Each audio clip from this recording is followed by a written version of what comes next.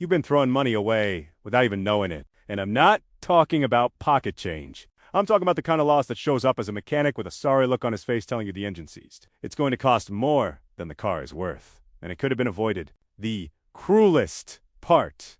It wasn't the oil you used. It wasn't the brand. It wasn't even the mechanic this time. It was something that happened before the oil changed. Something so simple. It's infuriating once you find out what it is. And I'm going to tell you exactly what that is today. If you want to keep up with this kind of content and not miss what's coming next, hit like right now and subscribe to the channel. It takes 2 seconds and makes all the difference in getting this. Information to more drivers before their engine turns to dust. Most car owners in the US follow a very simple logic. Changed the oil. Engines covered. Drive easy until the next service interval. And that logic is exactly why so many engines die before their time. It's not lack of maintenance. It's overconfidence in an incomplete process. Fresh oil goes in, old oil comes out, and everything seems fine. But what nobody tells you is that there's a window of time before pouring in the new oil that determines whether your engine hits 200,000 miles or starts knocking and shuddering before 100,000. Before we go further, tell me in the comments, have you ever changed your oil on schedule and still noticed the car vibrating differently, burning through gas faster, or making a weird noise on startup? Right? It below. I want to know. It's more common than you think, and there's a technical reason for it. Step 1. Cold engine at drain time. Start with a mistake that hurts me most to see. The first golden rule goes against everything your busy schedule tells you to do. Never, under any circumstance, drain the oil pan with a cold engine. I know it's tempting. The car's sitting right there. You've got 15 minutes, and you just want to get it done. But with a cold engine, the oil is thick and viscous, clinging to the internal walls like honey in a Minnesota winter. And the sludge that build up of combustion residue, burned carbon, and moisture that accumulates over the miles is stuck to the oil passages like it's been cemented in place. When you open the drain plug with the engine in that state, the liquid oil runs out and leaves behind up to half a quart of that contamination, which mixes right into your fresh oil the second you fire the engine back up. The fix is ridiculously simple. Start the car and let it run for about 10 minutes. You don't need to drive anywhere. Just let it idle. Then shut it off and wait 2 to 3 minutes for the temperature to drop just a bit. This window ensures the oil is still hot and fluid enough to drain forcefully and carry the gunk with it, but not so scalding that you burn your hand when you reach for the drain plug. This single step improves internal engine cleanliness by about 95% compared to a cold drain. That's science, not shop talk. Step 2. The flush. Nobody does you the uncomfortable truth that the quick lube shop will take to its grave. Even after draining everything through the drain plug, there are always residues sitting in the dead zones of the system inside the oil passages, inside the oil pump, in the corners of the valve cover. These residues don't drain out by gravity because the engine's geometry shields them. When the new oil comes in, it starts dissolving that sludge and working. Contaminated from the very first second, what real professionals use is a flush drain. After emptying the oil pan, pour in about half a quart of a basic, cheaper oil. Close the drain. Run the engine for just 30 seconds to circulate it.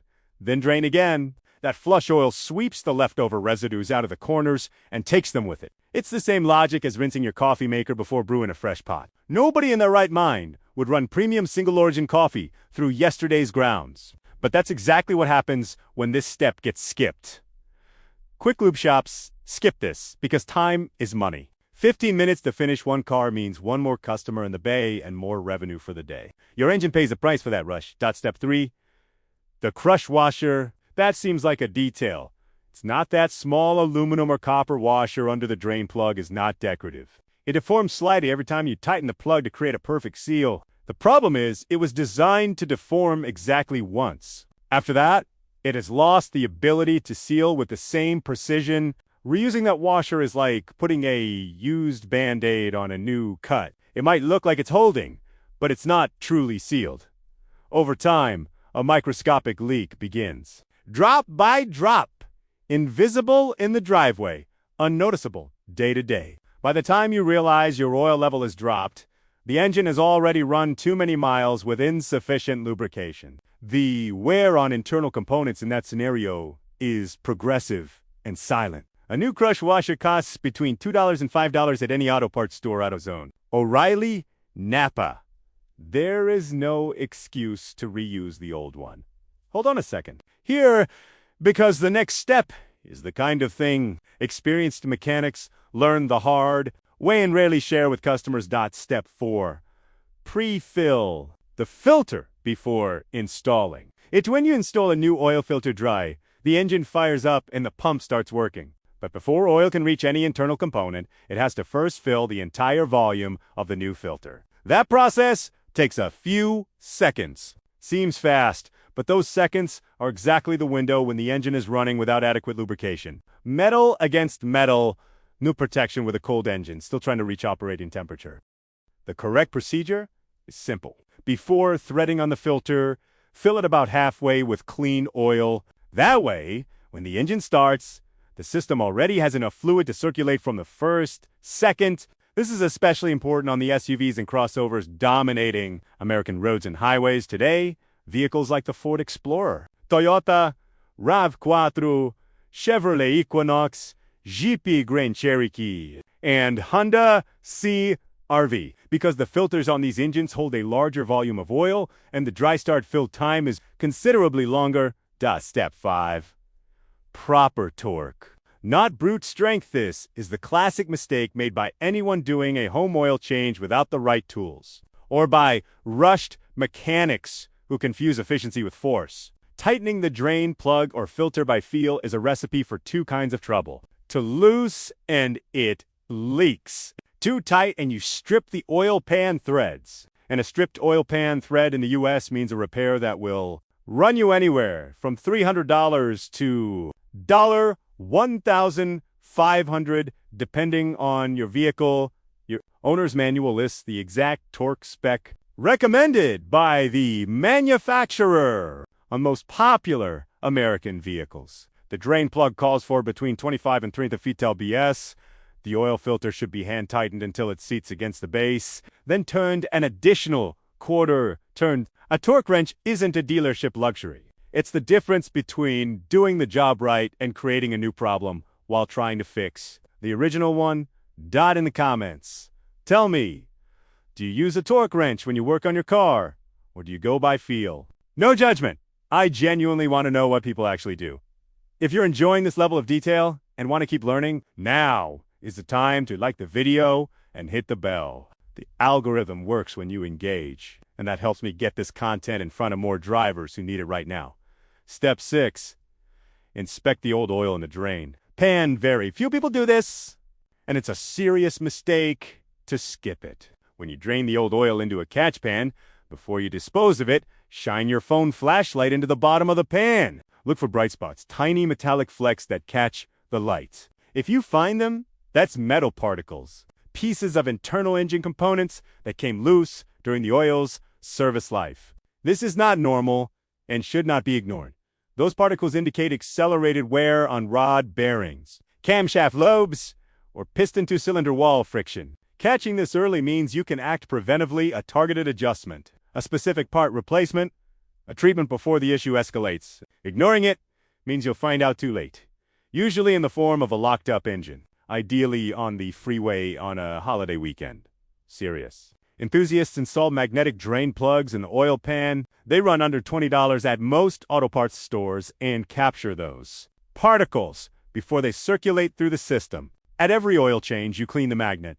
Look at what it collected and get a clear picture of what's happening inside your engine. Clean magnet. Sleep easy. Magnet that looks like a steel wool pad. Time to dig deeper. Step 7. The dirty fill cap. That contaminates fresh oil. This is the kind of thing that seems so obvious. Nobody mentions it. The oil filler cap accumulates gunk, sludge, grease, dust, moisture, especially if you live in a city with heavy traffic, near dirt roads, or in a humid climate like the Gulf Coast, the Pacific Northwest, or the Southeast. when you unscrew that cap to pour in fresh oil without wiping it down first. All that contamination falls directly into the engine. The lubricant that should be 100% clean is already starting its job. Compromised. The fix takes 30 seconds. A lint-free rag on the cap, the rubber seal, and the rim of the fill neck before you open it. That's it. Same principle as washing your hands before eating. Nobody argues with that. But the same logic applied to the engine is ignored daily at shops across the country.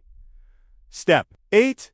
Reset the oil life monitoring system. This mistake has grown alongside vehicle technology. Modern cars don't track maintenance by mileage alone anymore. They have sensors and algorithms that analyze operating temperature, driving patterns, cold start frequency, engine load, and other parameters to calculate actual oil degradation. Very popular vehicles in the US right now, like the GM family with oil life monitor, the Ford F-100, the Toyota Camry, the Ram 1500, and most newer imports use these systems. If you change the oil and don't reset the monitor, the car keeps counting as if the service was never done. Your next notification gets thrown off. You might think you're within the service window when you've already blown past it. Or you might think you need to change when the oil still has life left. The reset procedure varies by model and is described in your owner's manual. On some vehicles, it's a button sequence on the instrument cluster. On others, it's through the infotainment menu. Look it up for your specific car and do the reset every single time. Step 9. Inspect gaskets and seals while you're under there when the car is up on a lift, or jack stands for an oil change. You have visual access to areas of the engine that are normally out of sight. This is the moment to look carefully around the oil pan, the valve cover, and the timing cover. If you see any sign of oil seeping, lubricant tracking down where it shouldn't be, fix it now. Replacing a gasket that costs $30 today avoids having to pull the engine and spend $3,000 later. An oil leak isn't just cosmetic. It silently drops the oil level. If it reaches belts or sensors, the damage multiplies fast. A useful trick. Ask to have the area cleaned with degreaser before closing out the service. That way, if a drop of oil appears the following week, you know it's a real leak and not old residue still running off. Step 10, the PCV valve. Nobody mentions positive crankcase ventilation. Valve controls the internal pressure of your engine. When it fails or sticks, pressure builds, sludge formation accelerates, seals take damage, and oil consumption increases without any obvious warning. Inspecting it should be standard at every oil change. It almost never is. The test is simple. Remove the valve and shake it lightly in your palm. If you hear something that sounds like a small rattle inside, it's functioning normally. If it's silent, it may be stuck and replacement is the safest call. In the US market, a replacement PCV valve typically runs between $10 and $40 depending on the model. Manufacturers like Honda and Ford include PCV inspection in their official scheduled maintenance. Even so, most drivers don't know this valve exists until the engine starts showing problems that seem to have no explanation. Step 11. The oil filter. That looks the same on the outside and is where saving $5 can cost you $5,000. All filters look the same on the shelf. Same shape, same thread, same size. But what's inside is completely different. The quality of the filter media determines how fine the particles it captures are. The strength of the internal anti-drainback valve defines whether oil will circulate properly at startup. The quality of the rubber seal determines how long before a leak appears.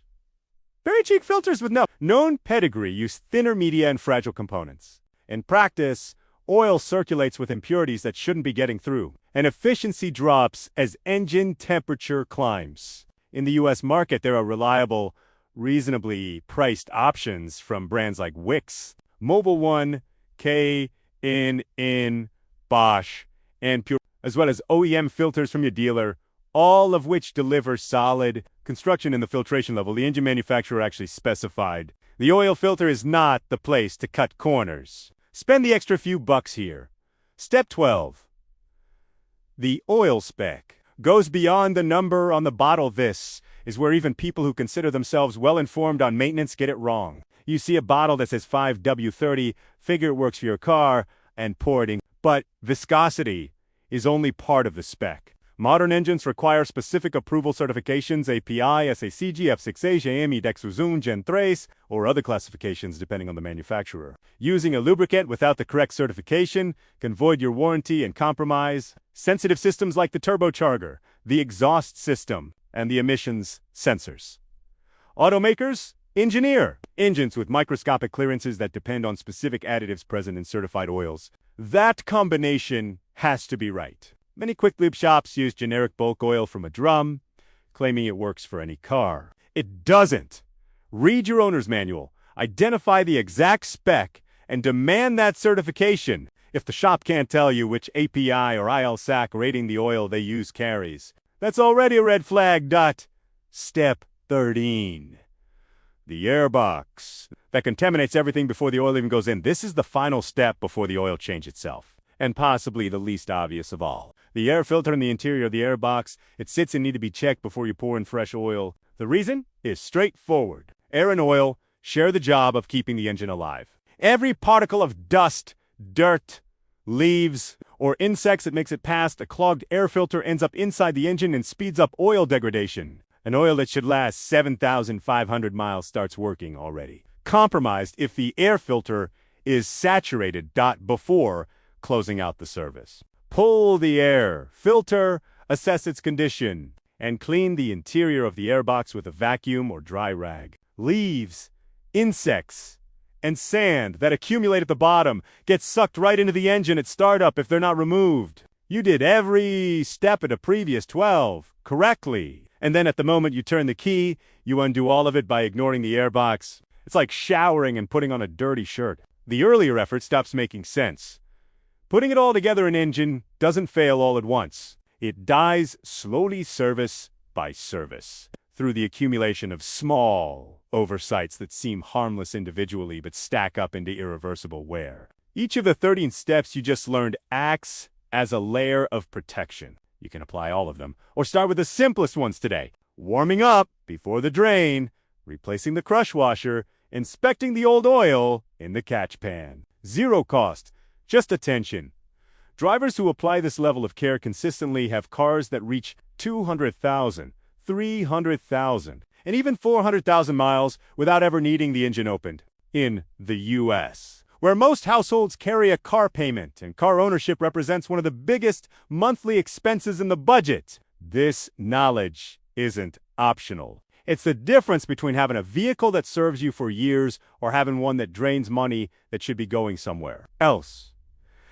Now, tell me in the comments, which of these steps had you never heard of before? Or if you already knew some of them, how did you learn? Your experience can help other drivers avoid a costly mistake that has already hit a lot of people hard. And if this content opened your eyes, share it with a friend who owns a car and you know has never paid attention to this stuff. It'll be the most useful thing you've done for them all week. Subscribe to the channel, drop a like, and hit the bell so you don't miss the next video, because in it you'll see what happens during the oil change itself. The mistakes that happen after the drain plug comes out that can ruin everything you did right before. Techniques that almost no shop ever shares, and that make the difference between an engine that hits 200,000 miles strong and one that starts giving trouble way earlier than it should. Click the next video showing on your screen right now and keep learning.